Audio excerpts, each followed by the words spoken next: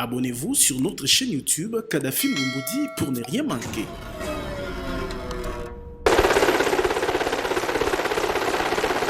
Cinq minutes ont suffi au président Denis Sassou Nguesso pour traverser les fleuves Congo et rejoindre à Kinshasa son homologue Félix-Antoine Tshisekedi Tshilombo, séjour du 30 juin, date de l'indépendance nationale. Embarqués dans une même limousine présidentielle, les deux chefs d'État ont pris la direction du mémorial Patrice Emery Lumumba pour la grande cérémonie d'hommage au héros national et premier ministre de la RDC. Sur place, le président Sassou Nguesso s'est recueilli devant la dépouille relique de cet acteur politique dont l'aura a traversé les frontières nationales. Je dois d'abord remercier vraiment sincèrement mon frère, ami, fils et tout ce que vous voulez, le président Tshisekedi, de m'avoir associé à cette cérémonie d'hommage à Patrice Emery Lumumba un certain 30 juin. Et ce n'est pas une affaire de Brazzaville et Kinshasa. Lumumba a été proclamé ici à juste titre héros national. Mais Lumumba pour nous, c'est un héros africain. Lumumba c'est un héros africain.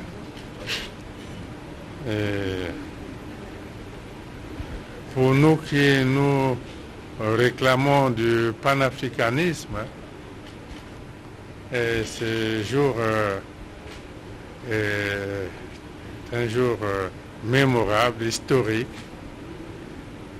inoubliable. Pour nous, c'est un jour de triomphe, pas pour la RDC, mais pour l'Afrique. Pour le président Félix Tshisekedi, c'est toujours un honneur et une fierté d'accueillir son homologue Sassou Nguesso, toujours affecté par tout ce qui se passe en République démocratique du Congo. Beaucoup d'émotions et d'honneur. Mais moi, j'aimerais d'abord surtout remercier le président Sassou Nguesso qui est une vraie bibliothèque vivante. C'est vraiment des témoins de l'histoire africaine et je m'enrichis énormément lorsque j'ai des conversations avec lui. Tout à l'heure, j'ai réagi lorsqu'il parlait de Lumumba, enfin du discours du 30 juin. Il m'a dit, on en parlait, on n'a vraiment parlé que de ça aujourd'hui. Il m'a raconté beaucoup d'anecdotes sur le passé. Et il me disait qu'il suivait ça sur des radios à l'époque, des postes de radio. Et ils étaient à même le sol, couchés à même le sol, pour suivre ce qui se passait ici à Kinshasa.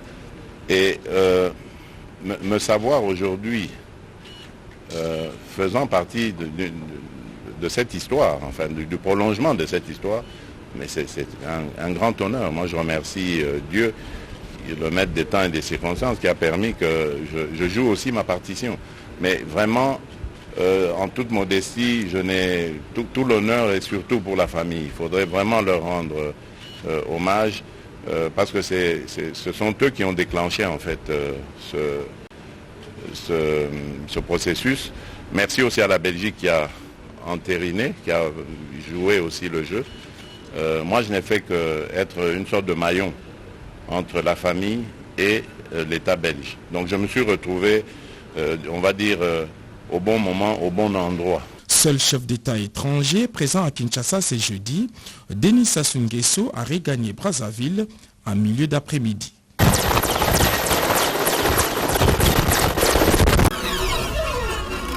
Abonnez-vous sur notre chaîne YouTube Kadhafi Moumoudi pour ne rien manquer. 30 juin, un jeudi, comme il y a 62 ans. Heureuse coïncidence de l'histoire, c'est ce jour que la République démocratique du Congo peut enfin affirmer que l'âme de son héros national, Patrice Emery Lumumba, repose en paix.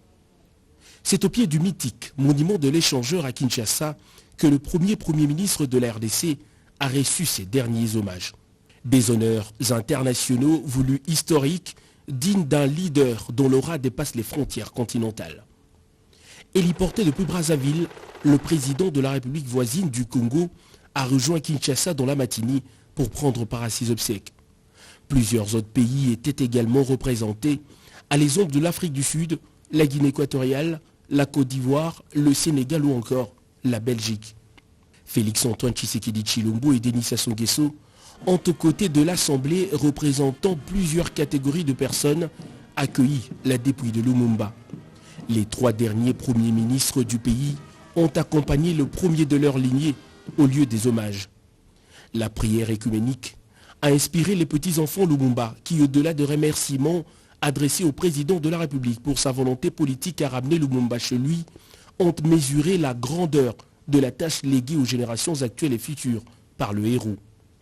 Le peuple congolais a su démontrer que l'aura de Patrice Emery Lumumba a été, demeure et continuera d'incarner un esprit qui rassemble au-delà des groupes ethniques, un esprit qui rassemble au-delà des appartenances politiques. Plus de 60 ans après, je te réponds enfin pour te dire que ton retour à la maison, les honneurs que tu reçois ici, sont une page de l'histoire que tu continues d'écrire. Pour le chef de l'État Félix-Antoine Tshisekedi Tshilombo, le Congo, son pays, a enfin honoré, comme il se doit, sa source d'inspiration citoyenne. Cher héros national, c'était dans la nuit du 27 novembre 1960 que vous aviez quitté Kinshasa, alors Léopoldville, dans l'anonymat le plus total. Vous voilà de retour, 61 ans après, sous le doux soleil du 30 juin, jour sacré de notre libération du joug colonial. Votre action politique était loin d'être une révolution, car vos convictions morales vous interdisaient de recourir à la violence. Par cette conviction de non-violence, vous aviez capté la révolution au passage, vous l'aviez marquée de votre sceau et vous l'aviez orientée. En raison de votre audace, avec lequel vous aviez véhiculé des idées anticolonialistes, vous êtes pour nous, nationalistes congolais, et pour les peuples progressistes disséminés ailleurs dans le monde, le symbole de la lutte pour la liberté, l'indépendance et la souveraineté des peuples. Le dépôt de couronne de fleurs devant la dépouille a précédé la longue procession qui a conduit Lumumba vers son lieu de repos.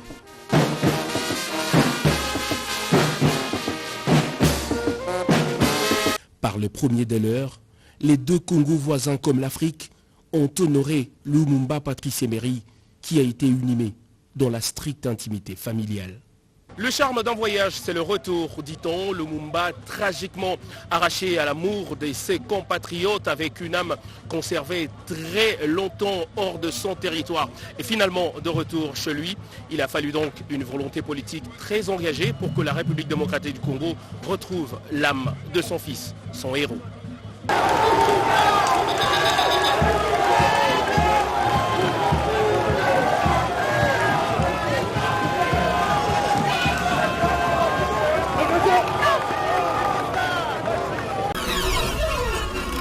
Abonnez-vous sur notre chaîne YouTube Kadhafi Mboumoudi pour ne rien manquer.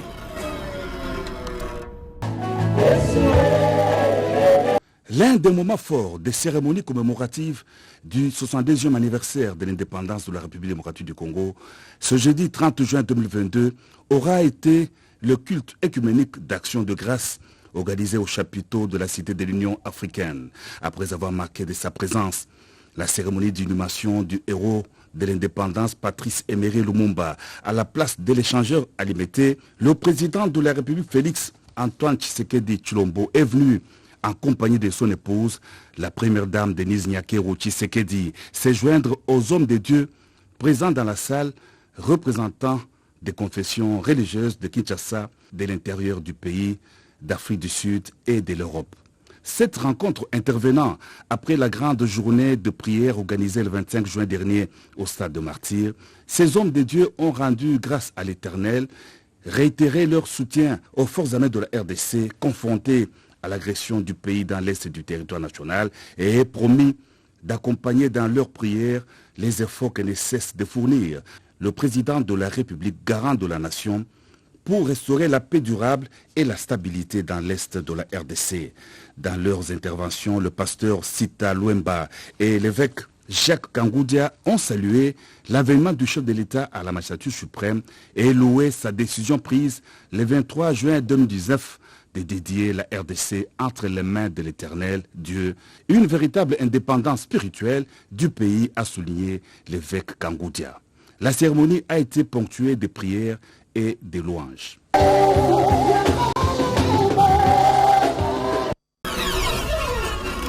Abonnez-vous sur notre chaîne YouTube Kadhafi Moumoudi pour ne rien manquer. Congolaises et Congolais, mes très chers compatriotes, 30 juin 1960, 30 juin 2022, 62 ans que notre pays, la République démocratique du Congo, commémore chaque année son accession à la souveraineté nationale et internationale avec la même ferveur dans la marche vers le développement intégral tant souhaité par tous.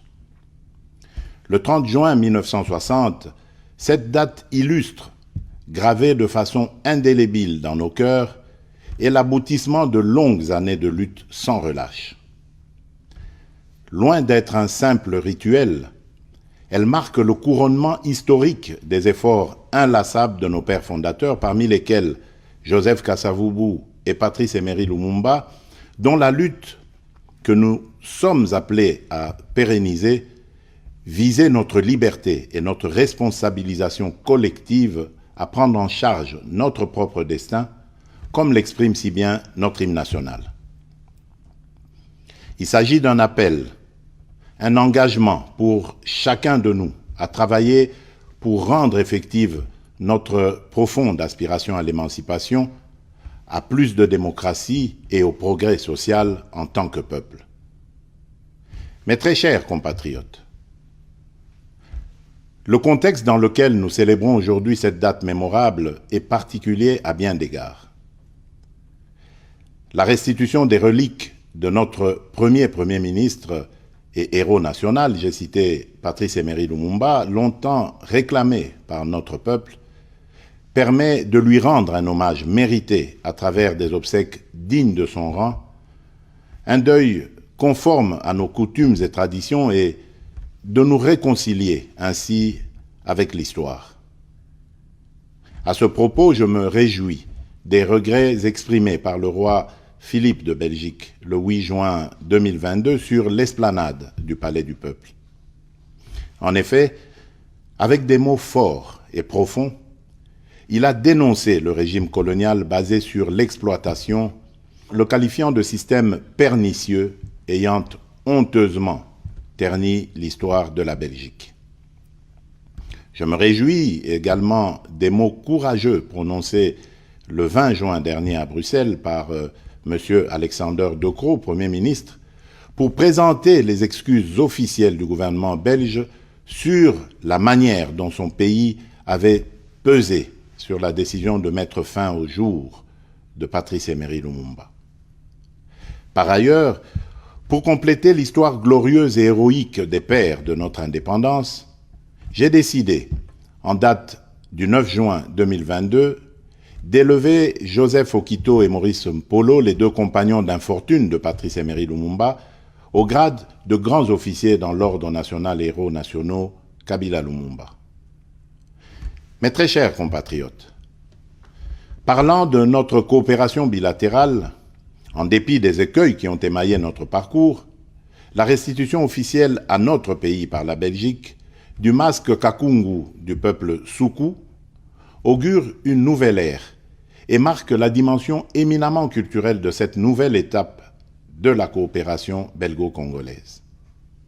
Cette restitution déclenche un véritable processus de réappropriation de notre patrimoine culturel et par là de notre identité.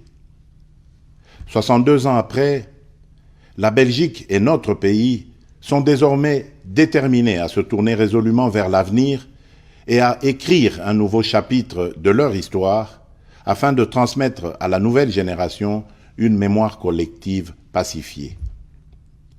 Mes très chers compatriotes, la célébration de ce jour a lieu dans un contexte sécuritaire particulièrement préoccupant qui affecte notre existence en tant que nation.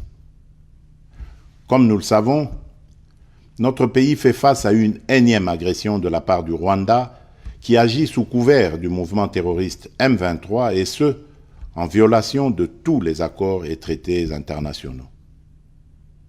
À ce sujet, garant de l'unité et de la cohésion nationale, je réitère mon serment constitutionnel de maintenir l'indépendance et l'intégrité territoriale et de sauvegarder l'unité nationale.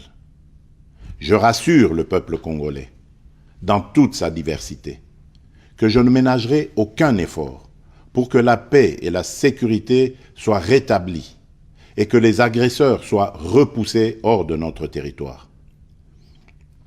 Dans le même sens, j'appelle chacun de nous à considérer l'intégrité de notre territoire comme une question vitale pour laquelle nous n'admettrons ni transaction ni compromission.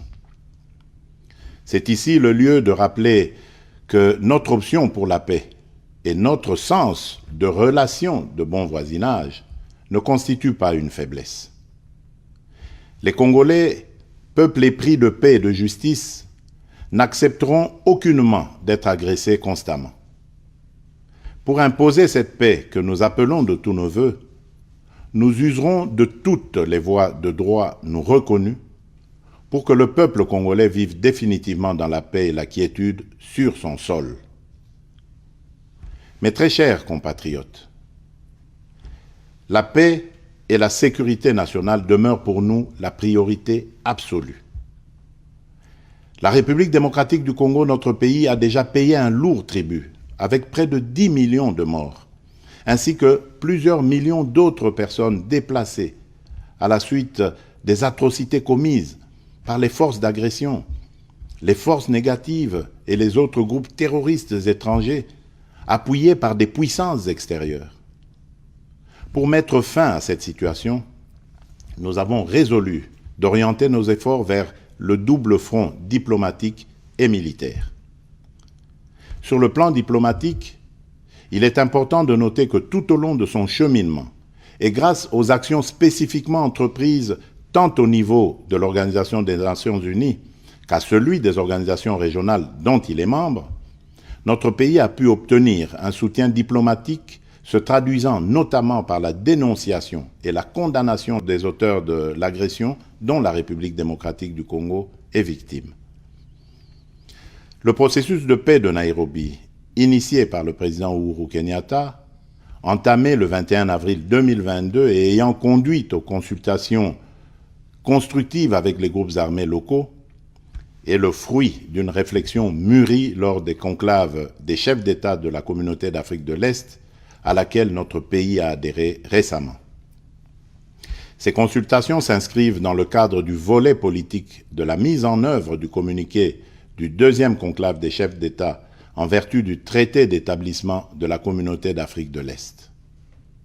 C'est dans cette même perspective qu'il convient de placer le déploiement d'une force régionale dans la partie est de notre pays en appui à nos forces de défense et de sécurité, composées de troupes de certains pays amis, membres de la communauté, afin de contribuer à l'éradication définitive des violences et de l'insécurité. J'ai exigé et obtenu que le Rwanda n'y participe pas, en raison de son engagement aux côtés du groupe terroriste M23.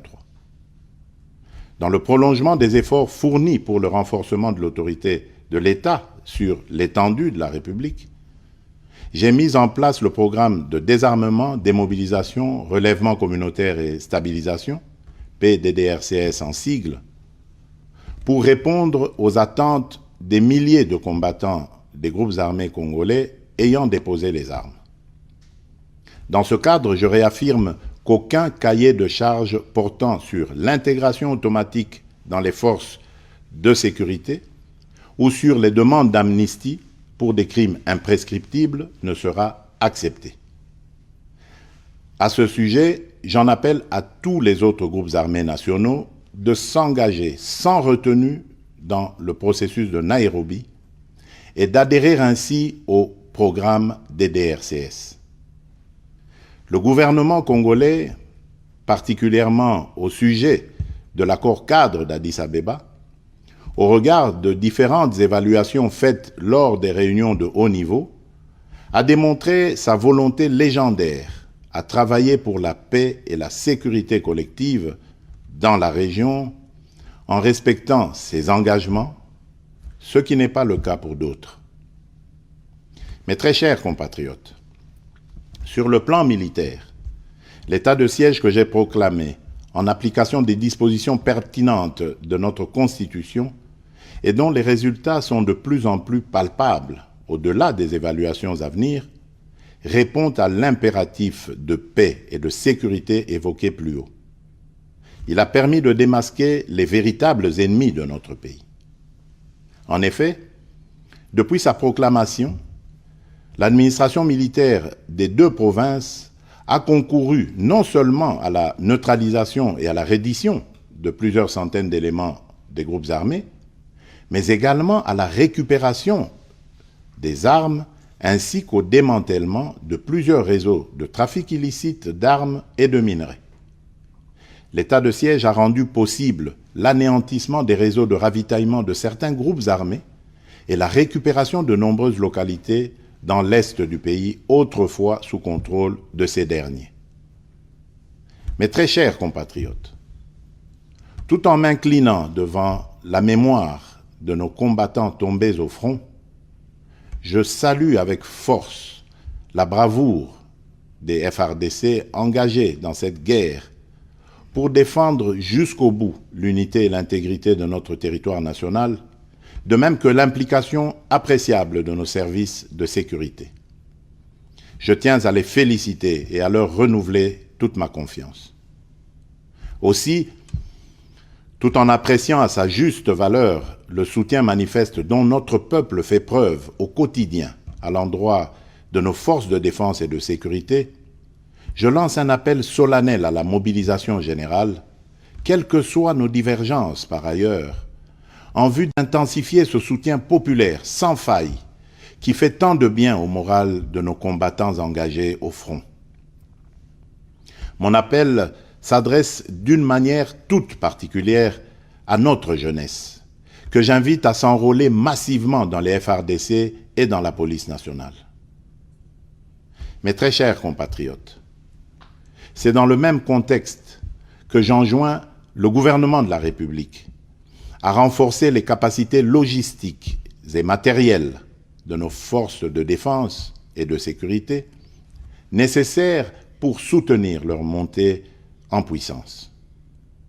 Cette commémoration est aussi l'occasion d'exprimer mes condoléances les plus attristées aux familles éprouvées et la solidarité de toute la nation à nos frères et sœurs de l'Est du pays, à nos compatriotes déplacés et aux autres victimes des violences et des affres de cette guerre nous imposée injustement. Afin d'éviter de tomber dans le piège de la xénophobie et du discours de haine, je vous exhorte, Congolaises et Congolais, à plus de vigilance et à respecter l'ordre établi. Notre diversité socio-culturelle, qui est une richesse inégalable, est un atout majeur pour notre développement et notre cohésion. Cette diversité fait la République démocratique du Congo et lui rend sa grandeur. Mes très chers compatriotes, le combat pour la libération n'est pas fini. Il se pose aujourd'hui en termes économiques et se gagnera sur le front du développement. 62 ans après la proclamation solennelle de notre indépendance, nous avons franchi une étape symbolique de l'histoire de notre pays pour engager un nouveau combat, celui de promouvoir une croissance inclusive pour lutter contre la pauvreté et les inégalités sociales. Tous ensemble, nous devons être conscients qu'une dépendance économique prolongée nous mènera à terme à l'érosion de notre indépendance politique.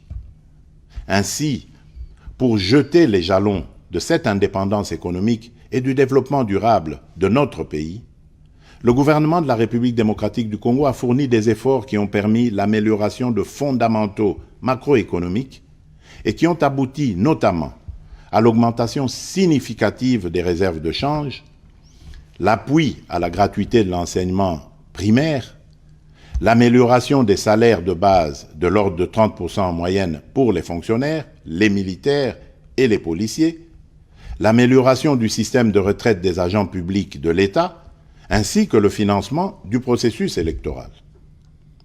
Pour ce qui concerne la mise en œuvre de la couverture santé universelle, à ce jour, nous en avons parcouru du chemin et des étapes concrètes et essentielles ont été franchies.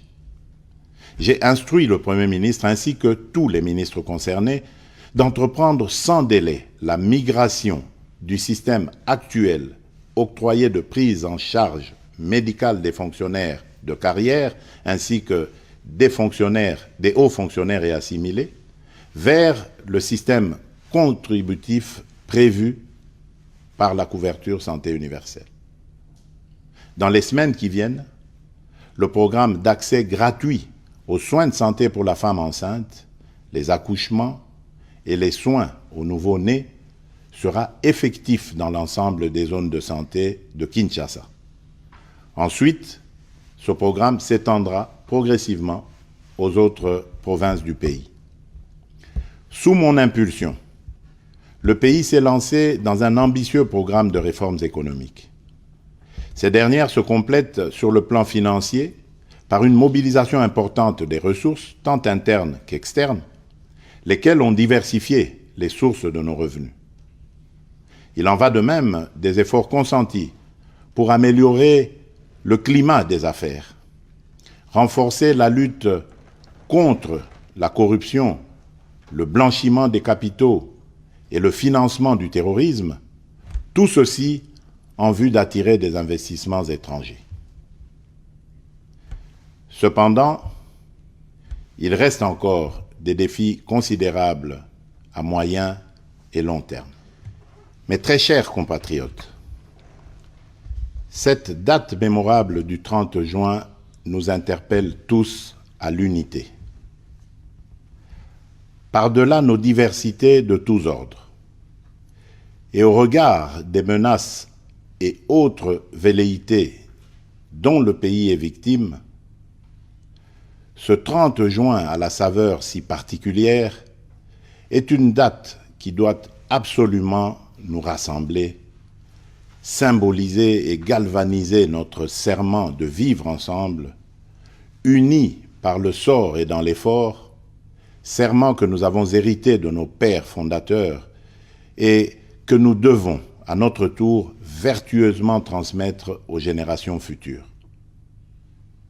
En restant sur la voie de la sagesse héritée de nos pères fondateurs, continuons à bâtir notre grand et beau pays, la République démocratique du Congo, cette belle terre hospitalière et bienveillante qui fait battre continuellement la chamade à nos cœurs, pour ainsi donner une allure forte à notre existence collective, à notre destin commun et à notre unité nationale.